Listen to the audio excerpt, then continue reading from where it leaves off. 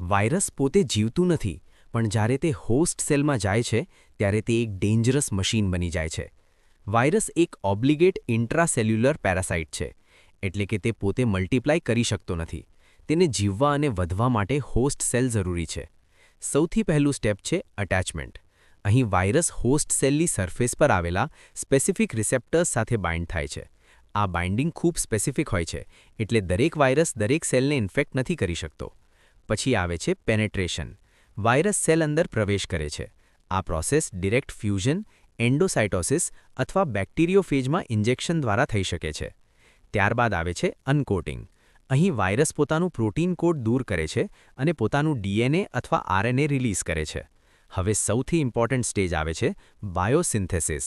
Virus host સેલની મશીનરીનો use કરીને પોતાનું જીનોમ કોપી કરે છે અને વાયરલ પ્રોટીન્સ બનાવે છે.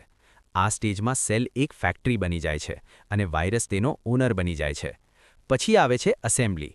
અહીં નવા વાયરલ ડીએનએ, આરએનએ અને પ્રોટીન્સ કમ્બાઇન થઈને કમ્પ્લીટ વાયરલ પાર્ટિકલ્સ, વાયરિયોન્સ બને છે. અને છેલ્લે આવે છે રિલીઝ. નવા વાયરસીસ સેલમાંથી બહાર આવે છે. આ બે રીતે થાય છે. એક લાઇસિસ, સેલ ફાટી જાય. બીજું બડિંગ, સ્લો રિલીઝ, સેલ તરત મરતું નથી.